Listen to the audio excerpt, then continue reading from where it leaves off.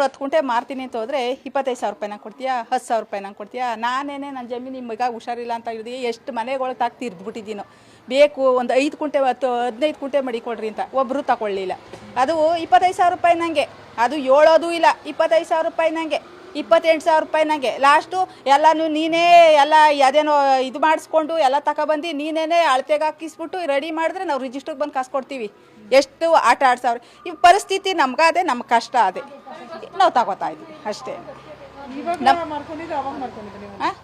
ಅದೇ 25 ಕುಂಟೆ ಕೊಟ್ಟು 25,000 ರೂಪಾಯಿ ನನಗೆ ಪರಿಸ್ಥಿತಿ ಅವಾಗಿದ್ದಿಲ್ಲ. 18 ಕುಂಟೆ ಕೊಟ್ಟೆ. ಇವತ್ತು 1 ಕೋಟಿ ಎಣ್ಸ್ಕೊತಾವ್ ನಾವು ತಗೊಂಡಿರೋನು. ಇವತ್ತು ನಾವು ಅದೇ ಇದ್ರೆ ನಮ್ಗೆ ಎಷ್ಟು ಇದಿರೋದು? ಒಂದು 5 ಕುಂಟೆ ಮಾರೋಕ್ಕೆ ಎಷ್ಟು ಕಣ್ಣೀರು ಕುಡ್ದಿದ್ದೀವಿ. 2.5 ಲಕ್ಷ ರೂಪಾಯಿಗೆ ಎಂತೆಂಥ ಮಾತುಗಳು ಕೇಳ್ಬಿಟ್ಟಿದ್ದೀವೋ. ಯಾರಿಗೆ ಬಡ್ಡಿ ಕೊಡೋರಿಗೆ 3 ರೂಪಾಯಿ ಬಡ್ಡಿ ಹಂಗೆ ಮನೆ ಬಾಗಿಲು ಕೊಟ್ಟಿದ್ರು 1 ತಿಂಗಳು 1-2 ತಿಂಗಳು ಲೇಟಾಗಿ ಹೋಗ್ಬಿಟ್ರೆ ಎಂತೆಂಥ ಮಾನೇನವಾಗಿ ಬೈದವರು, ಎಷ್ಟು ಮಾತುಗಳು ಮಾಡ್ತಾರೋ ಅವೆಲ್ಲ ಕೇಳಿ ನಮಗೂ ಸಾಕಾಗದೆ. ಇವತ್ತೇನೋ ಮೂರ್ಖ ಸಿಕ್ತು ಕೊಟ್ಟಿದ್ದೀವಿ. ಮಡಿಕೊಳ್ಳೋರು ಮಡಿಕೊಳ್ಳಿ, ನಮ್ಮ ಕಷ್ಟ ಯಾರು ಇವಾಗ ನಮ್ಗೆ ಯಾರಿಗಾರ 1 ಲಕ್ಷ ಕೊಡೋರು ಇದ್ದಾರೆ, ಕೊಟ್ಟಿದ್ದೀವಿ, ನಾವು ತೀರಿಸ್ಕೊಂಡಿದ್ದೀವಿ. ನಮ್ಮ ಕಷ್ಟ ನಮ್ಗೆ ಬೇಕು, ಇವ್ರಿಗೆ ಬ್ಯಾಡ, ಇದು ವಿರೋಧ, ಇದು ಅಂತ ನಮ್ಗೇನಿಲ್ಲ. ನಮ್ಮ ಪರಿಸ್ಥಿತಿ ನಮ್ಮ ಕಷ್ಟ ಆಯಿತು, ಇವತ್ತು ನಾವು ಕೊಟ್ಟಿದ್ದೀವಿ. ಗೆಯೋರಿಲ್ಲ, ನಾವು ಕೊಟ್ಟಿದ್ದೀವಿ. ಗಂಡಸ್ರು ಇದ್ರೆ ಏನ್ರಲ್ಲಿ ಯಾವ ದುಡಿಮೆ ಒಳಗೆ ಮಾಡ್ತಾರೆ? ಯಾವ ಇದ್ರಲ್ಲಿ ಫಲವತ್ತಾಗಿದ್ರೆ ಯಾರೋ ಒಬ್ಬ ಬೋರ್ ಹಾಕ್ಸ್ಕೊಂಡು ದುಡಿಯೋರು ಗಂಡಸಿದ ದುಡಿಯೋನು. ಇಲ್ಲದೆ ಇರೋರೆಲ್ಲ ಏನು ಮಾಡೋದು?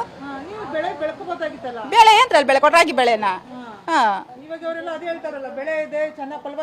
ಈಗ ಅದೇ ಈಗ ಯಾರೋ ಬೆಳೆಯೋರು ಮಾಡೋರು ಮಾಡ್ತಾವ್ರೆ, ಹುಳ ಮುಡಕ್ತಾರೆ, ಬೇಕಾದಂಗೆ ಮಾಡೋರೆಲ್ಲ ಮಾಡ್ತಾವ್ರೆ. ನಾವೆಲ್ಲ ತಂದು ಮಾಡೋಣ? ಬಡ್ಡಿ ಕಟ್ಟಕ್ಕಾಗಲ್ಲ. ನಮ್ಮ ಮನೇಲಿ ಗೇಯೋರು ಇಲ್ಲ, ನಾವು ಕೊಟ್ಟಿದ್ದೀವಿ. ನಮ್ಗೆ ಇಷ್ಟ ಆಯ್ತು, ನಾವು ಕೊಟ್ಕೊಂಡು ಅಷ್ಟೇ. ಕೊಡೋರು ಅವ್ರ ಇಷ್ಟ. ಅವನೇನು ಅವ್ನ ಪಾಪ ಏನು ಅವನು ಕೊಡ್ರಿ ಎಲ್ಲರೂ ಅಂತ ಕೇಳ್ತಾ ಇಲ್ಲ. ಅವ್ರಿಗೆ ಶಕ್ತಿ ಇರೋರು, ಕಷ್ಟ ಇರೋರು ನನ್ನಂತವ್ರು ಕೊಟ್ಕೊಳ್ಳಿ, ಕೊಡದೆ ಇರೋರು ಮಡಿಕೊಳ್ಳಿ. ಈಗ ಬೇಡ ಬೇಡ ಅಂತ ನನ್ನಿಂದ ಅಂದವರೆಲ್ಲ ಹೋಗೋಗಿ ಮುಂದಾಗೆ ತಗೋತಾವ್ರೆ. ಇನ್ನು ನಾನು ದುಡ್ಡೇ ತಗೊಳ್ಳಿಲ್ಲ. ಬೇಡ ಅಂತಿದ್ದವರೆಲ್ಲ ಮುಂದಾಗೆ ತಗೊಬಂದ್ಬಿಟ್ಟವ್ರೆ. ಇವಾಗ ಏನು ಮಾಡ್ತೀರಿ? ಈಗ ನಿಮ್ಮ ಎದುರುಗಡೆ ನನ್ನ ಜೊತೆ ಸೇರಿದಾಗ ಬೇಡ ಅಂತಾರೆ, ನನ್ನ ಜೊತೆಲಿ ಇದ್ದಾಗ ಬೇಕು ಅಂತಾರೆ. ನೋಡಿ, ಹಂಗೆ 2 ಕಡೆಗೂ ಇರೋರು ಅವರೇ. ಅವ್ರವ್ರ ಇಷ್ಟ, ಅವ್ರವ್ರು ತಗೋತಾವ್ರೆ. ಅವ್ರ ಕಷ್ಟಗಳು ಅವ್ರವ್ರಿಗೆ ಅಷ್ಟೇನೆ.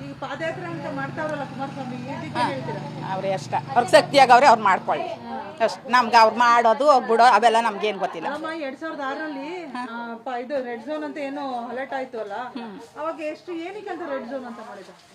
ಅದೇ ಅಕ್ವೈರು ಅಂತ ತಂದ್ರು, ಅಕ್ವೈರ್ ಆಯ್ತದೆ ಅಂತ ಮಾಡಿದ್ರು. ಆಮೇಲೆ ಏನೋ ಜನಗಳೆಲ್ಲ ಬೇಡ ಅಂತ ಅಂದ್ರು ಅಂತ ಅಂದು 25 ಲಕ್ಷ ರೂಪಾಯಿ ನಂಗೆ ಆಯ್ತು, ಬೇಡ ಅಂದ್ರಂತೆ ಬಿಟ್ರು. ಅದು ಹಂಗೆ ಉಳಿದೋಯ್ತು.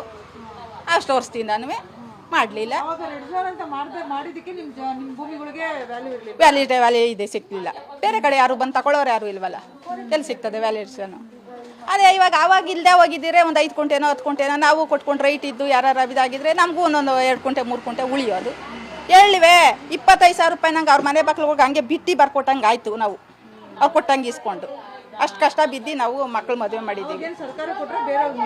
ಸರ್ಕಾರಕ್ಕಲ್ಲ, ಇಂಥ ರೈತರಿಗೆ ನಿಮ್ಮ ಹಣ ಇರೋರಂಥವ್ರ ಮನೆಗೆ ಹೋಗಿ ಹಿಂಸೆ ಕೊಟ್ಟು ನಾವು ಒತ್ತಾಯ ಮಾಡಿ ಕೊಟ್ಟಂಗೆ ಬಲವಂತಾಗೆ.